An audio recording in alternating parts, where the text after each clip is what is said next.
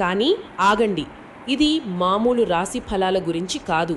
మనం ఒక చాలా లోతైన ప్రశ్నకి సమాధానం వెతకబోతున్నాం. ఎందుకని చాలా తెలివైన కష్టపడి పనిచేసే కొందరు వాళ్ళ కెరియర్లో ఎప్పుడూ ఇబ్బంది పడుతూనే ఉంటారు, అదే సమయంలో మరికొందరు అంతగా ప్రతిభ లేనట్టు కనిపించినా సులువుగా పైకి ఎదుగుతారు? సరిగ్గా ఇదే ప్రశ్నకి సమాధానం మనకు అందిన సమాచారంలో ఉంది. దీనికి జవాబు ఒక ప్రత్యేకమైన సాధనంలో దాగి ఉంది. దాన్ని దశాంశ లేదా D10 చార్ట్ అంటారు. ఇది మన ప్రధాన జాతక చక్రంలోనే దాగి ఉన్న ఒక రహస్య పటం లాంటిది అన్నమాట. దశాంశ అంటే D10. ఈ మధ్య నేను చాలా వింటున్నాను దీని గురించి. మనకు పరాశర మహర్షి చెప్పిన విభాగ చార్టుళ్ళు లేదా వర్గ చార్టుల్లో ఇది ఒకటని తెలుసు కదా. అసలు ఈ విభాగ చార్టులు అంటే ఏమిటి? 16 ఉన్నాయంటున్నారు. కొంచెం గందరగోళంగా ఉంది. గందరగోళం ఏమీ లేదు, చాలా సులభంగా అర్థం చేసుకోవచ్చు. మీ ప్రధాన జాతక చక్రం అంటే D1 చార్ట్ని ఒక సినిమా అనుకోండి. సినిమానా? అవును. ఆ సినిమా కథానాయకుడి జీవితంలో విజయం సాధిస్తాడా లేదా అని అది చెబుతుంది. కానీ ఈ విభాగ చార్టులు అవి ఆ సినిమాలోని నిర్దిష్టమైన సీన్లను జూమ్ చేసి చూపిస్తాయి. ఉదాహరణకు D10 చార్ట్ అతని ఆఫీసు జీవితం ఎలా ఉంటుంది, ప్రమోషన్లు ఎలా వస్తాయి, బాస్తో సంబంధాలు ఎలా ఉంటాయనే విషయాలను వివరంగా చూపిస్తుంది. అద్భుతమైన పోలిక. అంటే D1 అనేది మొత్తం కథ అయితే D10 అనేది కెరియర్కు సంబంధించిన ఒక ముఖ్యమైన అధ్యాయం అన్నమాట. మరి మిగిలిన చార్ట్లు D60 అని కూడా అంటారు కదా, దాని సంగతి ఏంటి? అవును, D10 మన ఈ జీవితంలోని వృత్తిపరమైన కర్మను చూపిస్తే D60 అనేది మన ఆత్మ యొక్క గత జన్మల ప్రయాణాన్ని చూపిస్తుంది. అది చాలా చాలా లోతైన విషయం. ప్రస్తుతానికి మనం దృష్టి పెట్టాల్సింది D10 పైనే, ఎందుకంటే మన ప్రస్తుత జీవితంలోని కర్మలకు విజయాలకు ఇదే కీలకం. సరే, ఇక్కడే నాకు ఒక ముఖ్యమైన సందేహం వస్తుంది. ప్రధాన సినిమా అంటే D1 ఫ్లాప్ అయితే అందులోని ఒక సీన్ అంటే D10 హిట్ అవ్వగలదా? అంటే ప్రధాన జాతకంలో ఉద్యోగ యోగం సరిగా లేకపోతే D10 చార్ట్ ఏమైనా సహాయం చేయగలదా? చాలా మంచి ప్రశ్న అడిగారు. ఇక్కడే జ్యోతిష్య శాస్త్రంలోని ఒక ప్రాథమిక సూత్రం పనిచేస్తుంది. ప్రధాన రాశి చార్ట్ అంటే D1 ఇవ్వలేని వాగ్దానాన్ని ఏ విభాగ చార్టు ఇవ్వలేదు. ఓ, D1 చార్ట్ అనేది పునాది బలహీనంగా ఉంటే దానిపై ఎంత అందమైన భవనం కట్టినా అది నిలవదు. కాబట్టి D1లో ఒక మంచి కెరియర్కు అవకాశం ఉండాలి. D10 ఆ అవకాశాన్ని ఎంత బాగా ఉపయోగించుకోగలరు, ఎలాంటి వాతావరణంలో పనిచేస్తారు, ఎలాంటి విజయాలు సాధిస్తారో చెప్తుంది. అంటే రెండు ఒకదానికొకటి సహకరించుకోవాలి. ఒకవేళ రెండింటి మధ్య వైరుధ్యం ఉంటే, ఉదాహరణకు D1లో రాజయోగం ఉంది కానీ D10 చాలా బలహీనంగా ఉంది, అప్పుడు పరిస్థితి ఏంటి? అప్పుడు ఆ వ్యక్తికి అవకాశాలు వస్తాయి కానీ వాటిలే నిలబెట్టుకోలేరు. ఉన్నత పదవి వచ్చినా ఆఫీసులో రాజకీయాల వల్లనో తప్పుడు నిర్ణయాల వల్లనో దాన్ని కోల్పోవచ్చు. లేదా దీనికి విరుద్ధంగా D1 సాధారణంగా ఉండి D10 అద్భుతంగా ఉందనుకోండి, అప్పుడు ఆ వ్యక్తికి పెద్ద అవకాశాలు రాకపోయినా ఉన్న ఉద్యోగంలోనే ఎంతో నైపుణ్యంతో సంతోషంగా గౌరవంగా పనిచేస్తారు. గొప్ప విజయం సాధించాలంటే ఈ రెండు ఒకే స్వరంలో పాడాలి. స్పష్టంగా అర్థమైంది. సరే, ఇప్పుడు మనం D10 చార్ట్లోకి ఇంకాస్త లోతుగా వెళ్దాం. ఒకరి D10 చార్ట్ మన ముందున్నప్పుడు దాన్ని విశ్లేషించడం ఎక్కడ నుండి మొదలు పెట్టాలి? మొదటిగా చూడాల్సిన అంశం ఏది? మొదటిగా మనం చూడాల్సింది D10 చార్ట్ యొక్క లగ్నం. ఇది ఆ వ్యక్తి ఆత్మ లాంటిది. పని విషయంలో వారి సహజమైన నైపుణ్యం, వారి వైఖరి, వారి ప్రాథమిక స్వభావం ఇక్కడే తెలుస్తుంది. లగ్నం బలంగా ఉంటే ఆ వ్యక్తికి తన పనిపై పట్టు, ఆత్మవిశ్వాసం ఉంటాయి. ఎలాంటి కష్టాన్నైనా ఎదుర్కొనే శక్తి ఉంటుంది. లగ్నం తర్వాత అందరూ ఎక్కువగా 10వ ఇంటి గురించే మాట్లాడుకుంటుంటారు కదా, దాని ప్రాముఖ్యత ఏమిటి? అవును, లగ్నం మీరు ఎవరు అని చెబితే 10వ ఇల్లు మీరు ఏం చేస్తారు, సమాజంలో మీ స్థాయి ఏంటి అని చెబుతుంది. దీనినే కర్మభావం అంటారు. ఇది మీ వృత్తి, అధికారం, కీర్తి, సామాజిక హోదాను సూచిస్తుంది. 10వ ఇంట్లో శుభగ్రహాలు ఉండటం లేదా శుభగ్రహాల దృష్టి ఉండటం అనేది కెరీర్కు ఒక వరం లాంటిది. అయితే ఇక్కడ మళ్ళీ ఒక ప్రశ్న. 10వ ఇంట్లో మంచి గ్రహం ఉండటం ముఖ్యమా, లేక 10వ ఇంటి అధిపతి బలంగా ఉండటం ముఖ్యమా? ఏది ఎక్కువ ప్రభావం చూపుతుంది? ఇది చాలా కీలకమైన ప్రశ్న. మనకున్న సమాచారం ప్రకారం 10వ అధిపతికే ఎక్కువ ప్రాధాన్యత ఇవ్వాలి. అలాగా? అవును, ఎందుకంటే ఆ గ్రహం మీ కెరీర్ను నడిపించే డ్రైవర్ లాంటిది. 10వ ఇంట్లో మంచి గ్రహం ఉండటం అంటే మీకు మంచి కారు ఉన్నట్లు. కానీ ఆ కారు నడిపే డ్రైవర్ అంటే 10వ అధిపతి సరిగా లేకపోతే ప్రమాదం జరగవచ్చు. ఉదాహరణకు 10వ అధిపతి D10లో చాలా బలహీనపడి దుస్థానంలో ఉంటే ఆ వ్యక్తి తన కెరీర్లో సరి అయిన దిశ లేకుండా ప్రయాణిస్తున్నట్లు ఉంటుంది. అర్థమైంది. లగ్నం, 10వ ఇల్లు, 10వ అధిపతి, ఇవే కాకుండా సంపదకు సంబంధించిన అర్ధ త్రికోణాలు అని కూడా అంటారు కదా, వాటి పాత్ర ఏమిటి? అవును, 2, 6, 10వ ఇళ్లను అర్ధ త్రికోణాలు అంటారు. ఇవి మీ వృత్తి జీవితానికి ఆర్థిక పునాదినిస్తాయి.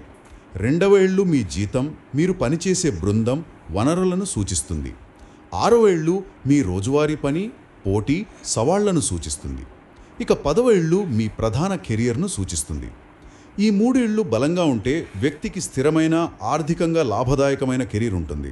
ఇంతకుముందు మనం అనుకున్నాం కదా, D10లోని ప్రతి ఇల్లు కెరియర్కు సంబంధించిన ఒక ప్రత్యేకమైన కోణాన్ని చూపిస్తుందని. అది ఎలాగో కొంచెం వివరంగా చెప్పుతారా? ఉదాహరణకు 4వ ఇల్లు సాధారణంగా ఇల్లు, తల్లిని సూచిస్తుంది.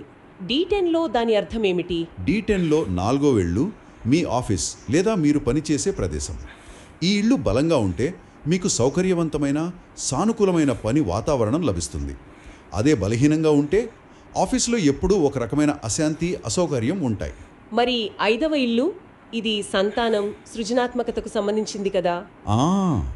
D10లో 5వ ఇల్లు మీకు చాలా ఆశ్చర్యాన్ని కలిగిస్తుంది.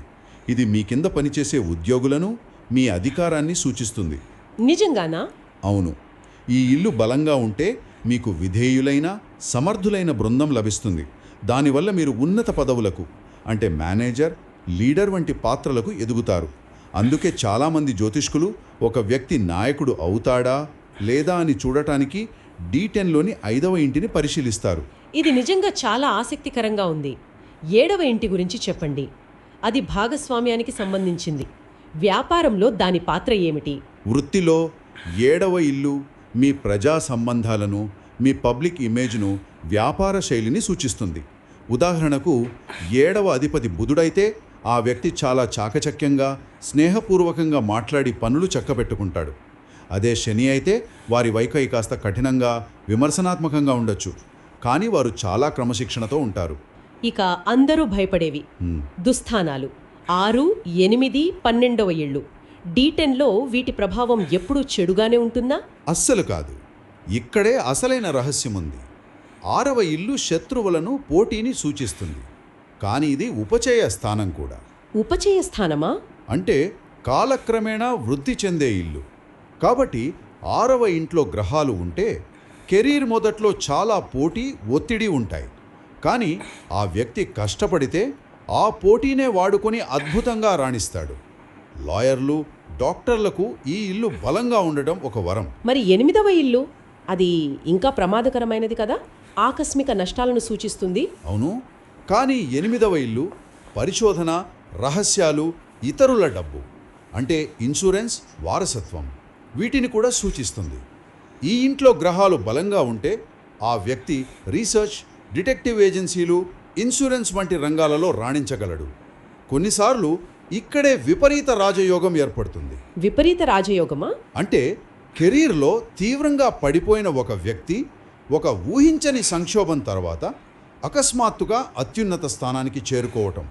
ఉదాహరణకు కంపెనీ దివాళా తీసే పరిస్థితిలో ఉన్నప్పుడు దాన్ని తన తెలివితో కాపాడి హీరో అవ్వడం లాంటివి. ఒక్క నిమిషం, మీరు 12వ ఇంటి గురించి చెప్పింది నాకు చాలా ఆశ్చర్యం కలిగిస్తోంది. అది నష్టాలను, ఖర్చులను సూచిస్తోంది కదా? అది కెరీర్కు ఎలా వరంగా మారుతుంది? ఇది నమ్మశక్యంగా లేదు. ఇది పూర్తిగా విరుద్ధంగా అనిపించినా మనకు అందిన సమాచారం ఇదే చెబుతోంది.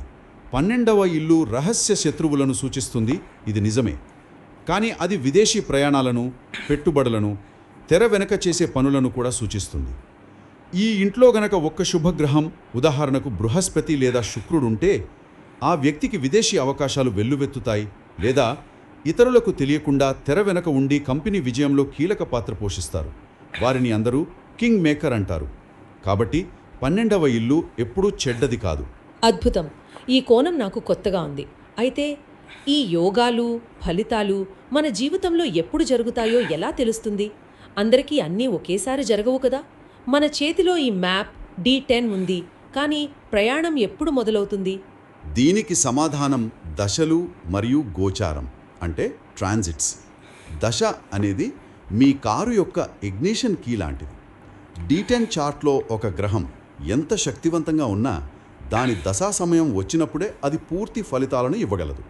ఒక రాజయోగం మీ చార్ట్లో ఉన్నప్పటికీ ఆ యోగాన్ని ఇచ్చే గ్రహం యొక్క దశ రానంత వరకు అది నిద్రాణ స్థితిలోనే ఉంటుంది. అంటే దశాకాలం అనేది ఆ గ్రహానికి సంబంధించిన ఈవెంట్లను యాక్టివేట్ చేస్తుందన్నమాట. మరి గోచారం అంటే గ్రహాల ప్రస్తుత సంచారం పాత్ర ఏమిటి? గోచారం అనేది లైవ్ ట్రాఫిక్ రిపోర్ట్ లాంటిది.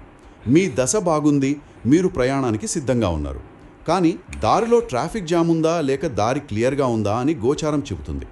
ముఖ్యంగా బృహస్పతి, శని గోచారాలు కెరియర్పై తీవ్ర ప్రభావం చూపుతాయి. ఉదాహరణకు ఎలా? బృహస్పతి జీవకారకుడు, గురువు. ఆయన గోచారం ఎప్పుడూ శుభప్రదంగా ఉంటుంది. బృహస్పతి మీ D10 చార్ట్లోని 10వ ఇంటిపై నుండి సంచరించినప్పుడు లేదా 10వ అధిపతిని చూసినప్పుడు మీకు ప్రమోషన్లు, కొత్త అవకాశాలు, గుర్తింపు లభిస్తాయి. ఆయన తన దృష్టితో ఒక నిద్రాణమైన యోగాన్ని కూడా మేల్కొల్పగలడు. శని గోచారం గురించి చాలా భయపెడుతుంటారు. కెరియర్పై దాని ప్రభావం కూడా అంతే తీవ్రంగా ఉంటుందా? శని కర్మకారకుడు. ఆయన మన కర్మల ఫలాలను ఇవ్వడానికి వస్తాడు. ఆయన గోచారం ఎప్పుడూ పాఠాలు నేర్పుతుంది. ముఖ్యంగా శని మీ పుట్టిన జాతకంలోని సూర్యునిపై నుండి సంచరించినప్పుడు కెరియర్లో కొన్ని సవాళ్లు ఎదురు కావచ్చు. మీ అహం దెబ్బతినవచ్చు, పై అధికారులతో సమస్యలు రావచ్చు. కానీ ఇది మిమ్మల్ని బలహీనపరచడానికి కాదు, మీలోని లోపాలను సరిదిద్ది మిమ్మల్ని మరింత పరిణితి చెందిన వ్యక్తిగా మార్చడానికి. ఆ దశను దాటిన తర్వాత మీరు మునుపటి కంటే బలంగా తయారవుతారు. అంటే ఒక వ్యక్తి కెరీర్ను అంచనా వేయాలంటే మనం D1 చార్ట్ అనే పునాదిని చూసి D10 అనే భవంతి నిర్మాణాన్ని పరిశీలించి దశల ద్వారా ఎప్పుడు గృహప్రవేశం జరుగుతుందో తెలుసుకొని గోచారం ద్వారా ఆ రోజు వాతావరణం ఎలా ఉంటుందో అంచనా వేయాలి. ఇవన్నీ కలిపి చూస్తేనే ఒక సంపూర్ణ చిత్రం లభిస్తుంది. మీరు ఖచ్చితంగా చెప్పారు. ఇవన్నీ ఒకదానికొకటి ముడిపడి ఉన్న గొలుసుకట్టు లాంటివి. ఒకదాన్ని విడిగా చూస్తే సరైన అంచనాకు రాలేము. అప్పుడే మన అర్చికి ప్రశ్నకి సమాధానం దొరుకుతుంది. ఒక వ్యక్తికి అద్భుతమైన D1 చార్ట్ ఉన్నా సరైన దశా సమయంలో D10 చార్ట్లోని దుస్థానాలు యాక్టివేట్ అయితే అతను ఇబ్బందులు పడతాడు. మనం ఈరోజు దశమాంశ చార్ట్ గురించి చాలా లోతుగా చర్చించుకున్నాం. ఇది కేవలం భవిష్యత్తును చెప్తే సాధనం కాదు, మన వృత్తి జీవితంలోని బలాలు, బలహీనతలు, మనం ఎదుర్కోవాల్సిన సవాళ్లు, అందిపుచ్చుకోవాల్సిన అవకాశాల గురించి తెలియజేసే ఒక మార్గదర్శి అని స్పష్టమవుతోంది. అవును, ఇది మన వృత్తిపరమైన కర్మ యొక్క ఎక్స్రే లాంటిది. దానిని అర్థం చేసుకుంటే మనం మన కెరీర్ను మరింత స్పృహతో తెలివిగా ప్లాన్ చేసుకోవచ్చు. ఏ సమయంలో దూకుడుగా ఉండాలో, ఏ సమయంలో ఓపికగా ఉండాలో ఇది మనకు సూచిస్తుంది. ఈ మొత్తం చర్చ నాలో ఒక చివరి ఆలోచనను రేకెత్తిస్తోంది. మనకు అందిన సమాచారం ప్రకారం D10 ఈ జీవితంలోని వృత్తిపరమైన కర్మను సూచిస్తుంది. D60 ఏమో గత జన్మల గురించి తెలియజేస్తుంది. అలాంటప్పుడు ఒక వ్యక్తి తన వృత్తిలోకి గత జన్మల నుండి ఏమైనా నైపుణ్యాలను లేదా కర్మబంధాలను తెచ్చుకుంటాడా? మన వృత్తి ఎంపిక కేవలం ఈ జన్మకు సంబంధించిందేనా, లేక దాని మూలాలు మన గత జన్మల ప్రయాణంలో కూడా ఉన్నాయా? బహుశా D60 చార్ట్ ఈ ప్రశ్నకు సమాధానం చెప్పగలదేమో. దీని గురించి ఆలోచించడం ఆసక్తికరంగా ఉంటుంది.